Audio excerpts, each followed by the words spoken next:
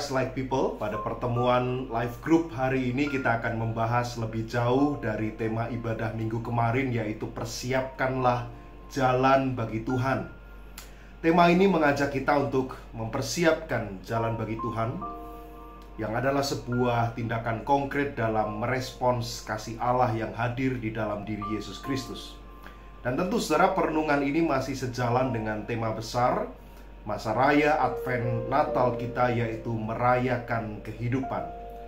Merayakan kehidupan di dalam Kristus berarti menyambut Dia dengan hati yang bersih dan hidup di dalam pertobatan yang benar. Bacaan kita dari Injil Lukas pasal 3 ayat 1-6 menggambarkan Yohanes Pembaptis sebagai suara yang berseru di padang gurun. Dia memanggil umat untuk bertobat dan mempersiapkan jalan bagi Tuhan. Saudaraku, suara Yohanes adalah panggilan yang tidak bisa diabaikan begitu saja. Dia ibarat seorang utusan yang membawa pesan penting sebelum sang raja itu tiba. Bayangkan kalau Anda pernah mengikuti sebuah upacara, katakanlah. Tentu Anda pernah mendengar seruan-seruan yang serupa seperti yang dilakukan oleh Yohanes. Pemimpin upacara memasuki lapangan upacara misalnya. Tetapi saudara, yang menarik pada bagian ini, penginjil Lukas menggambarkan bahwa seruan Yohanes di sini sangat bisa dirasakan bahwa ia tidak sekedar bersifat seremonial. Seruan Yohanes di sini tidak sekedar bersifat protokoler, tetapi sungguh menekankan betapa urgennya, betapa pentingnya perubahan hati dan hidup manusia. Dan menarik saudara, untuk menegaskan pesan itu, Yohanes kemudian mengutip nubuat dari kitab Yesaya. Luruskanlah jalan bagi Tuhan. Saudara, ini menggambarkan kebutuhan untuk memperbaiki segala yang bengkok, dikatakan meratakan apa yang berliku, menyingkirkan hambatan dalam kehidupan manusia, baik itu perbuatan-perbuatan dosa, kesombongan, karakter-karakter manusia lama kita yang buruk, dan lain sebagainya. Bapak, Ibu, dan saudara dikasih Tuhan, seruan Yohanes Pembaptis ini tentu sangat relevan dengan masa Advent yang sedang kita jalani pada saat ini. Masa Advent adalah waktu untuk mempersiapkan hati dan pikiran kita untuk menantikan kedatangan Kristus kembali. Dan ketika kita menerapkan seruan ini dalam konteks Natal, maka pesan Yohanes ini sesungguhnya juga mengingatkan kita bahwa Natal itu sendiri bukanlah cuma sekedar tradisi atau seremoni semata, tetapi esensi dari kelahiran Kristus adalah panggilan untuk hidup dalam perubahan hidup yang nyata. Bagaimana setiap murid Kristus dipanggil untuk hidup selaras dengan nilai-nilai kerajaan Allah yang dibawa melalui kehadiran Kristus di tengah dunia. Sekali lagi, pesan Yohanes sangat jelas, singkat, padat, jelas, bahwa saudara dan saya tidak bisa menerima Kristus jika hati kita penuh dengan jalan yang berbatu-batu dan berkelok-kelok.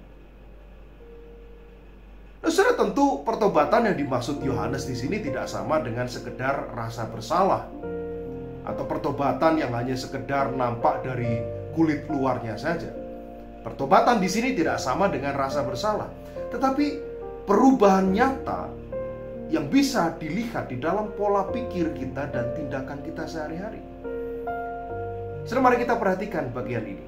Ada perbedaan yang sangat besar antara rasa bersalah dan pertobatan yang benar.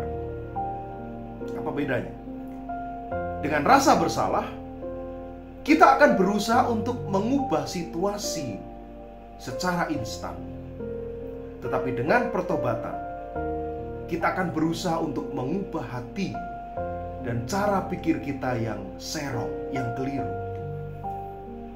Mari kita ambil contoh paling sederhana, saudara. Katakanlah satu kali Anda harus ditilang karena melanggar lampu lalu lintas. Anda menerobos lampu merah.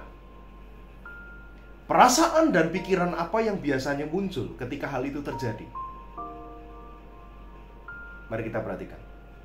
Hidup yang hanya sekedar digerakkan oleh rasa bersalah akan membuat kita berpikir secara instan untuk menyuap petugas supaya saya tidak perlu ditilang.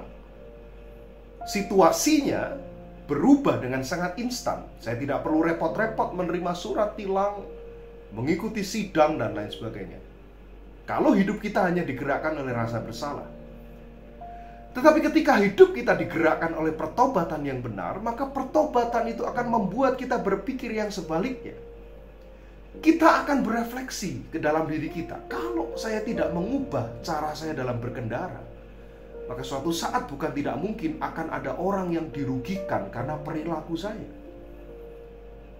Maka kali ini saya rela menerima surat tilangnya sebagai pembelajaran, supaya lain waktu saya lebih menghargai keselamatan saya dan orang lain. Sangat berbeda, bukan, saudara? Ini ibarat sebuah tembok yang mulai berjamur. Rasa bersalah hanya akan menuntun kita untuk menutupi jamur itu dengan lapisan cat yang indah. Cara instan untuk membuat tembok itu kembali kelihatan mulus.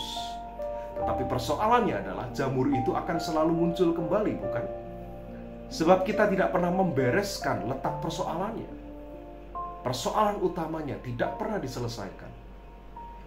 Tetapi pertobatan yang benar, seperti yang diserukan oleh Yohanes, akan menuntun kita untuk pertama-tama kita berani mengikis jamur-jamur itu dulu sampai tuntas, sebelum akhirnya kita memolesnya dengan cat yang baru. Nah, saudaraku, Yohanes mengingatkan bahwa menyambut Tuhan itu bukan hanya soal penampilan luar yang nampak indah, bukan. Tetapi soal perubahan karakter, perubahan kualitas hidup yang makin indah di hadapan Tuhan dan sesama manusia. Saudara, mari kita diskusikan pertanyaan-pertanyaan ini untuk menutup live group kita pada hari ini. Yang pertama, Yohanes Pembaptis menyerukan pertobatan untuk mempersiapkan jalan bagi Tuhan. Pertanyaannya, menurut Anda, apa perbedaan antara rasa bersalah dengan pertobatan yang benar? Yang kedua, Yohanes Pembaptis juga menyerukan, luruskan jalan bagi Tuhan. Di dalam konteks kehidupan Anda, pribadi lepas pribadi, kira-kira area apa saja yang perlu diluruskan untuk menyambut Kristus dengan layak? Mari kita diskusikan dengan kejujuran dan dengan keterbukaan hati, dengan sikap mengoreksi diri kita sendiri. Saudara dikasih Tuhan, selamat merenungkan, selamat berdiskusi, dan selamat terus menantikan datangnya Kristus di dalam pengharapan. Salam.